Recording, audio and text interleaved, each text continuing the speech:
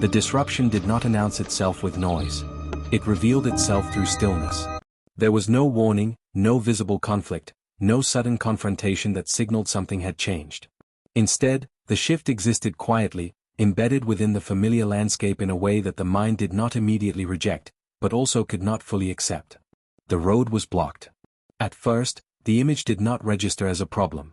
It appeared almost ordinary, as if the change belonged there, as if it had always been part of the environment. The early morning light stretched across the land in the same way it always had, touching the edges of the dirt path that led toward the farmhouse. The air remained still, the surrounding fields unchanged, the distant horizon carrying the same calm it had carried every day before. Nothing seemed different. And yet, something was. Because the road, once open, once familiar, once unquestioned, now stood interrupted by something that did not belong. A newly placed barrier stretched across the entrance, cutting off access with a quiet finality that felt deliberate. It was not temporary in appearance. It was not casual. It had weight, intention, and presence. It had been placed there for a reason. But the reason was not visible. The mind, as it often does, attempted to correct the situation before accepting it. It searched for simple explanations. It considered the possibility that the barrier was temporary, that it had been placed for maintenance, for safety, or for some purpose that had not yet been communicated. It attempted to align what was seen with what was expected. But the longer the view remained fixed on the road, the less those explanations held. Because familiarity carries its own certainty. That road had always been there, not just as a path, but as a connection. It was more than a physical route, it was access, continuity, a direct link between the main road and the land beyond. It had been used consistently, without interruption, without question. And now, it was closed. Not partially. Not conditionally. Completely. The barrier itself carried a kind of finality that could not be ignored.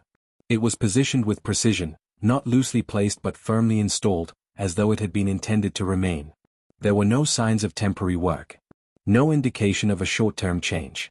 No markings to suggest caution or repair. Only restriction.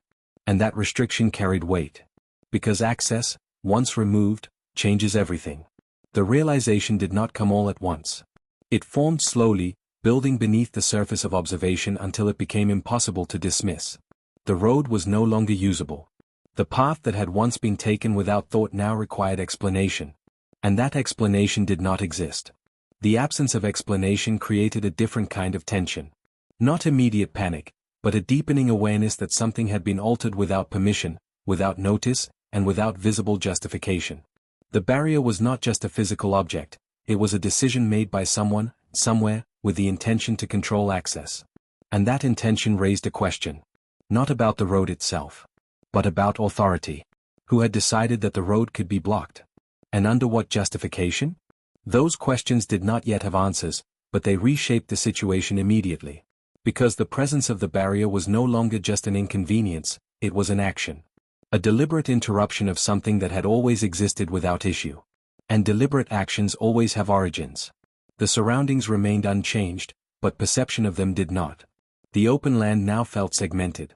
The distance between the entrance and the farmhouse, once simple and direct, now felt extended, not physically, but structurally. Because access defines connection, and without access, even familiar spaces become separated. The road, in that moment, stopped being just a path. It became a boundary. And boundaries, when imposed without clarity, carry implications far beyond their physical form. The first instinct was not confrontation. It was understanding.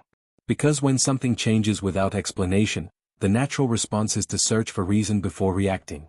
The mind attempts to reconstruct the logic behind the situation, to find a structure that justifies what has occurred. It considers the possibility that the change is temporary. That it serves a purpose not immediately visible. That there is a process behind it that has not yet been communicated. These thoughts arise not from certainty, but from the desire to maintain order. Because accepting disruption without explanation creates instability. But stability requires coherence. And coherence was missing. The road had always existed as a functional necessity. It was not decorative, not optional, not symbolic. It served a clear purpose, access to land that could not be reached otherwise without unnecessary complication. Its presence was not questioned because its function was obvious.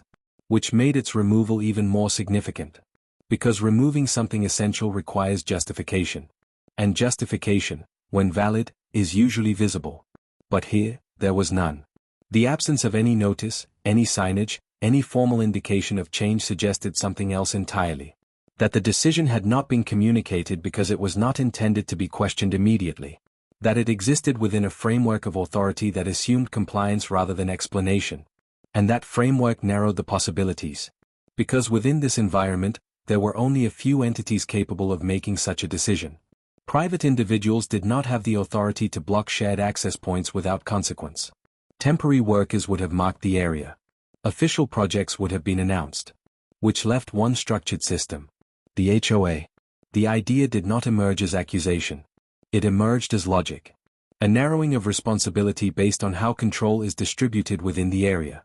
Because the HOA operated as the governing body for shared spaces, for access points, for rules that extended beyond individual property lines. If the road had been reclassified. If it had been reinterpreted. If it had been considered part of a controlled area rather than private access. Then this action would begin to make sense. But only under one condition. That the road was never fully independent to begin with. And that possibility introduced a deeper concern. Because if the road was not recognized as private access, then its control could be reassigned. Redefined. Restricted. And that would mean the issue was not just about a barrier. It was about ownership. About whether the road had always been understood correctly. About whether its status had been quietly changed. Or was misinterpreted. That thought shifted the entire situation. Because now, the question was no longer just why the road was blocked. It was whether the road had ever been fully acknowledged as belonging outside HOA authority. And if that line had been blurred, intentionally or otherwise, then the barrier was not just a mistake. It was the result of a deeper assumption. An assumption that needed to be tested.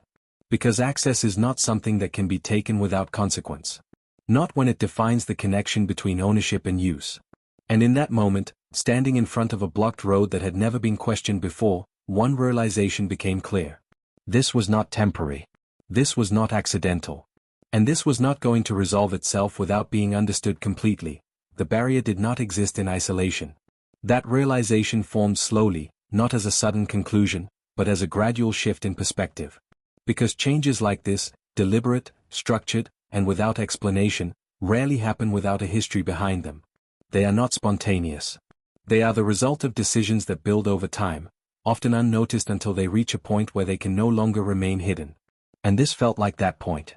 The blocked road was not just an obstacle. It was the visible outcome of something that had likely been developing quietly, long before it became impossible to ignore. The kind of change that begins in documents, in interpretations, in subtle shifts of authority that do not immediately affect daily life, until one day, they do. The HOA had always existed at the edge of that awareness. It was present, but not dominant. Structured, but not intrusive. Its influence was understood, but rarely questioned in depth. It governed shared spaces, maintained order, and enforced rules that were, for the most part, accepted as part of the environment. At least, that had been the perception. But perception, like structure, can shift. Over time, the nature of the HOA's involvement had changed, not dramatically, but gradually, in ways that were easy to overlook at first. The rules became more specific. The enforcement more frequent. The interpretations less flexible. What had once felt like guidance began to carry the weight of instruction. And instruction, when consistently reinforced, begins to feel like control. That shift had not been immediate. It had unfolded slowly, almost imperceptibly, through small adjustments that did not seem significant on their own. Notices became more detailed. Compliance expectations expanded. Boundaries that once felt clear began to blur at the edges. None of it had seemed alarming at the time. Because each change, taken individually, could be justified. But together, they formed a pattern. A pattern that suggested the scope of authority was expanding. Not officially, but practically. The road, now blocked, became the clearest example of that expansion. Because it raised a fundamental question that had never needed to be asked before. Who controlled access to that land? For years, the answer had been simple. The road existed as a direct path from the main entrance to the farmhouse. It had been used consistently, maintained informally, and accepted as a necessary connection between private property and public access. There had been no disputes. No challenges. No reason to question its status. But the presence of the barrier suggested something different. It suggested that somewhere, within the structure of records or interpretations, the road had been classified differently. That its status was not as straightforward as it had always seemed. That perhaps, on paper, it existed within a boundary that allowed for control to be exercised over it. And that possibility introduced a deeper layer of complexity. Because ownership is not always defined by use. It is defined by documentation. And documentation, when interpreted differently, can change the reality of how space is controlled. The more that thought developed, the more it became clear that the issue was not just physical. It was legal, structural, embedded in records that were not immediately visible. The road had not changed overnight. But its interpretation might have. And that interpretation, if altered, could justify actions that would otherwise seem impossible. That realization shifted the focus completely. The barrier was no longer the primary concern. It was the symptom. The real issue existed beneath it, within the framework that allowed it to be placed there in the first place. And that framework needed to be understood. Because without understanding it, there was no way to challenge it. The HOA, as the governing body, operated within a system of bylaws, agreements, and recorded boundaries. These documents defined what was shared, what was private, and what fell into the space between those two categories. And it was within that space, between clear ownership and shared control, that problems often emerged. Because ambiguity allows for interpretation. And interpretation allows for authority to extend beyond its intended limits. The road, if it existed within that ambiguous space, could be subject to that extension. Not necessarily through intentional overreach, but through the application of rules that were never meant to apply in that way.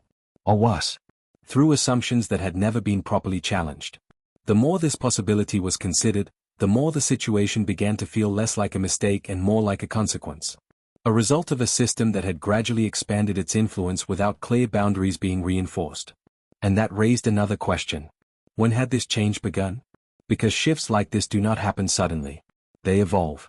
They develop through small decisions, through overlooked details, through interpretations that go unchallenged long enough to become accepted as standard. The road had always been there. But had it always been recognized in the same way? Or had its status been quietly altered over time, through documentation that no one had reason to revisit? That uncertainty created tension. Not because it confirmed anything, but because it opened the possibility that something fundamental had been misunderstood. And misunderstandings, when they involve property and access, carry significant consequences. The barrier, standing firm across the road, represented the present. But the explanation for it lay in the past. In records. In surveys. In agreements that defined boundaries in ways that were not always visible from the surface. And accessing that information required more than observation. It required investigation. Because assumptions, no matter how long they have existed, do not hold weight without evidence. And if the road had been reclassified, or misinterpreted, then there would be documentation to support that claim. Or to disprove it. That realization marked the beginning of a shift from passive observation to active inquiry. The situation could no longer be understood by looking at the barrier alone. It required looking beyond it. Into the structure that allowed it to exist. Because the truth about the road was not on the surface. It was buried within definitions of ownership, within recorded boundaries, within details that had not needed to be questioned, until now. And that search for clarity was no longer optional. It was necessary. Because without it, the barrier would remain not just a physical obstacle, but a permanent change in how access to the land was defined. And that was not something that could be accepted without understanding exactly how it had come to be. The barrier did more than block a road. It interrupted a sense of continuity that had existed for years without question. The land beyond the road was not just property, it was routine, purpose, and connection. Every visit, every task, every quiet moment spent there had relied on that simple, uninterrupted access. And now, that connection had been severed without warning. At first, the disruption felt external. An inconvenience. But over time, it became internal. A growing awareness that something fundamental had shifted, not just in the physical environment, but in the understanding of ownership itself. Because access is not just about movement. It is about control. It defines who has authority over space and who does not. And that definition now felt uncertain. The more the situation was reflected on, the more it became clear that this was not simply about a misplaced decision or a temporary misunderstanding. The absence of explanation suggested something deeper. Something that had been assumed, perhaps incorrectly, for a long time. That realization created a quiet but persistent tension. Not anger, not yet, but a focused determination to understand. Because without understanding, there could be no resolution. And without resolution, the barrier would remain, not just physically, but as a permanent change in how the land was accessed. Memories of the road began to take on new meaning. Moments that once felt ordinary now seemed important. The countless times it had been used without hesitation. The lack of any prior dispute. The absence of any indication that its status had ever been in question. Those details mattered now. Because consistency over time suggests legitimacy. It suggests that the road had always been accepted as it was.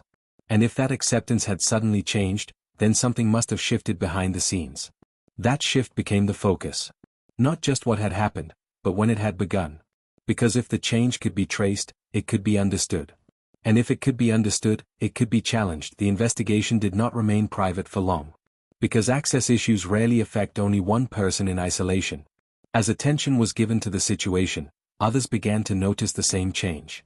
The blocked road, once just a personal obstacle, became a visible point of concern within the wider area. Questions began to surface. Not aggressively, but steadily.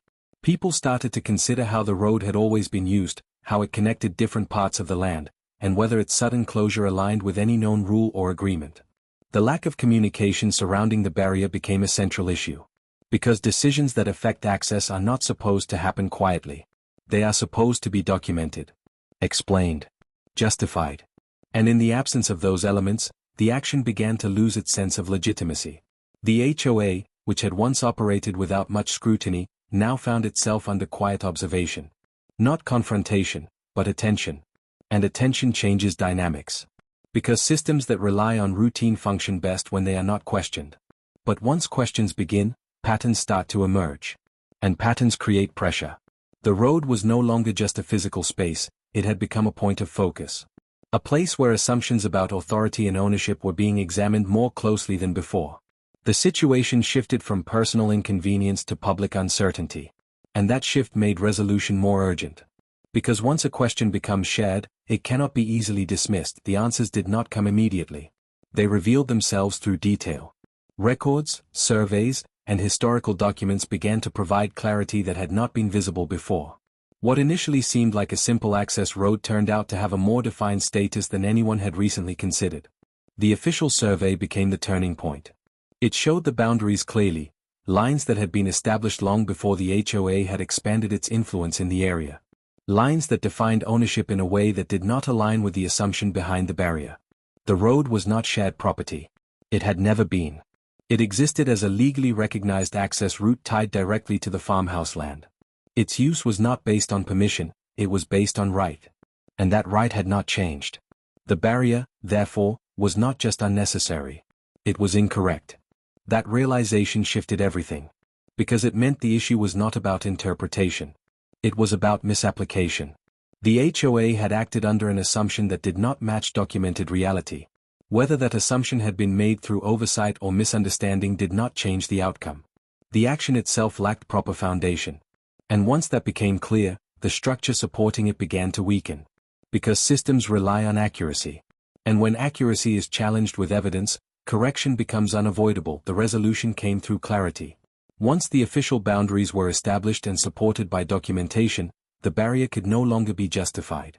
The authority that had been assumed over the road was proven to be misplaced. And with that, the situation began to reverse. The road was restored, not just physically, but in definition. Its status was no longer uncertain. It was clearly recognized for what it had always been, a rightful access route, independent of HOA control. The impact extended beyond the immediate outcome. Because the situation revealed something larger about how authority operates within structured communities. It showed how easily assumptions can replace verification when systems are not regularly examined. And how those assumptions, if left unchallenged, can lead to actions that exceed their intended limits. The barrier, in the end, became more than an obstacle. It became a lesson. That ownership is not defined by perception. It is defined by record. And that access, once established by right, cannot be removed by assumption alone. The land remained the same. The road remained the same. But the understanding of both had changed. Because sometimes, what has always existed quietly must be challenged openly, before it can be fully recognized again.